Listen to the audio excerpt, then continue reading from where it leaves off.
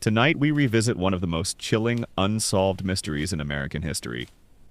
A killer who mocked the police, terrorized a city, and left behind ciphers that experts still can't fully solve.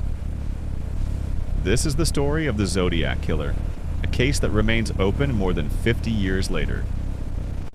Between 1968 and 1969, the Zodiac operated across Northern California.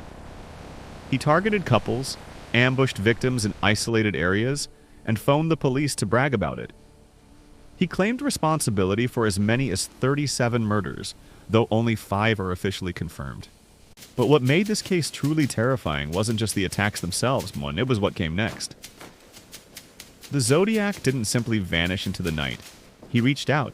He wanted the world to know his name. Within months, letters began arriving at local newspapers. Messages filled with strange symbols, threats, and puzzles he demanded the public solve. It was the start of a twisted game, one that captured the attention of an entire country and has kept investigators busy for more than 50 years. The letter was unlike anything the newsroom had ever seen. It wasn't just a confession, it was a challenge. The writer claimed responsibility for several attacks and demanded that his message be printed on the front page, or more people would die. Alongside the threats were pages of bizarre symbols, coded messages he insisted the public decode. This letter is a direct threat. We have to publish it. But what if it incites panic? We need to verify. The police say hold it. We could be liable. We're sitting on a powder keg here. For investigators and journalists, this was the moment the case changed. The Zodiac wasn't hiding. He wanted to be heard. As investigators searched the letter for any trace of who sent it, one thing became clear. This wasn't the work of someone acting on impulse. Every detail, every word, every symbol had been carefully planned. The message wasn't just meant to terrify, it was meant to be studied. Detectives realized they weren't dealing with a random attacker, but someone who wanted attention, control, and a growing audience. And the more they examined the letter, the more they understood that this was only the beginning. Once the name appeared, everything changed. Reporters, detectives, and even ordinary citizens began searching for clues in every line of the letter.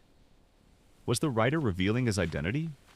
Was he taunting investigators, or was it all part of a larger plan? What they didn't know at the time was that this would be the first of many messages, each one more calculated, more cryptic, and more disturbing than the last. Once the name appeared, everything changed. Reporters, detectives, and even ordinary citizens began searching for clues in every line of the letter. Was the writer revealing his identity? Was he taunting investigators, or was it all part of a larger plan? What they didn't know at the time was that this would be the first of many messages, each one more calculated, more cryptic, and more disturbing than the last. Witnesses later described a figure who seemed to appear and disappear in the darkness. A presence that didn't run, didn't hide, but simply watched. The fear came not just from what he did, but from the feeling that he could be anywhere. On the road, behind the trees, or standing silently in the fog. For investigators, it became clear that whoever was behind these attacks understood the power of fear, and he used it as part of his plan. The case begins on December 20th, 1968, on a remote stretch of Lake Herman Road in Benicia, California. Teenagers David Faraday and Betty Lou Jensen were parked in their car when a vehicle pulled up beside them. Moments later, both were attacked without warning. Betty Lou was found outside the vehicle while David was discovered still inside. There were no witnesses, no clear motive, and the killer vanished into the night. This attack marked the beginning of what would soon be known as the Zodiac case. When officers first looked inside the car, they were faced with a scene that raised more questions than answers. 2 young people, both unresponsive, both attacked without any sign of struggle. There were no witnesses, no clear motive, no footprints leading away from the road. Nothing to explain how the attacker approached, carried out the shooting, and disappeared into the darkness. What investigators did know was this.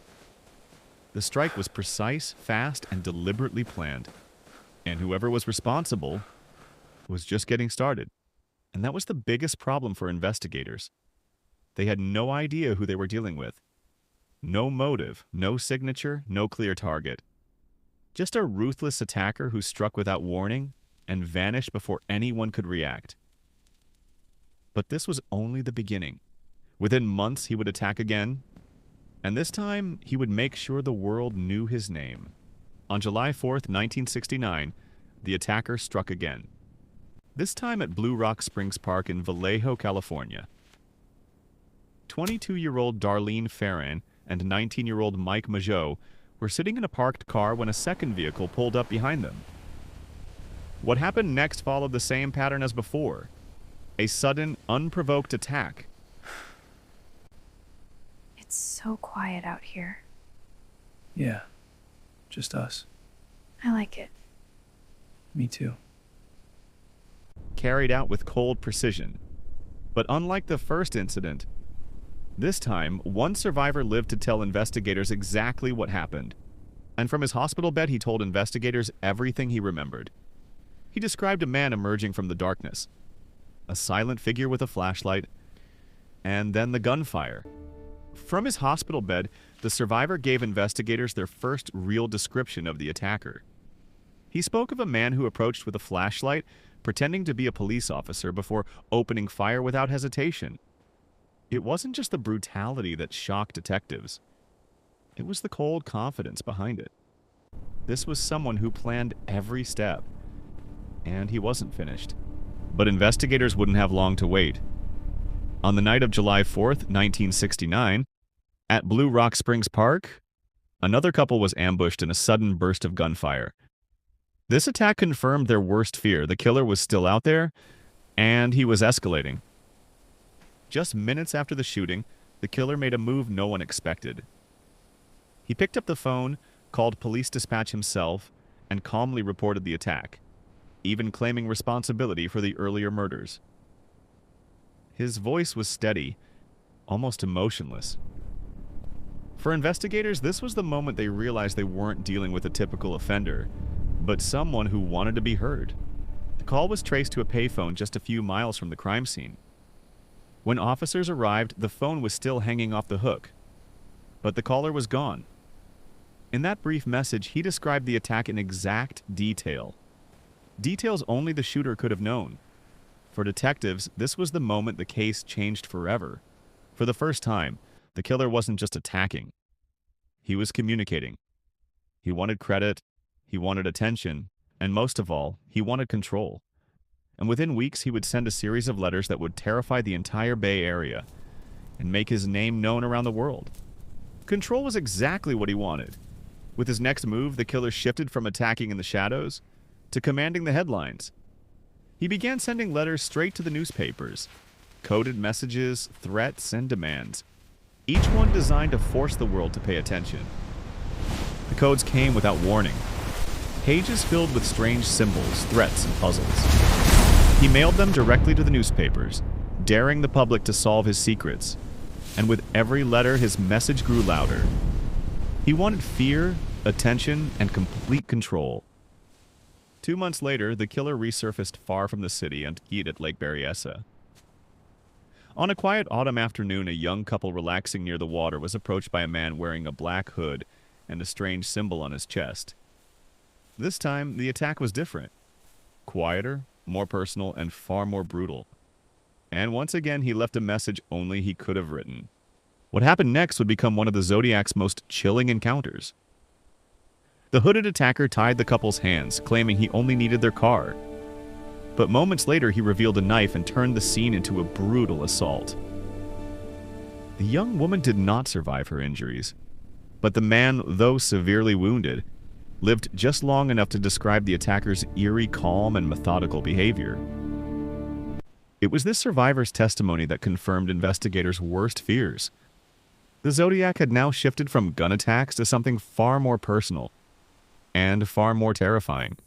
Despite the fear, the codes were printed, and people across the country tried to solve them. But in the end, it wasn't the police or FBI who cracked the Zodiac's most famous cipher.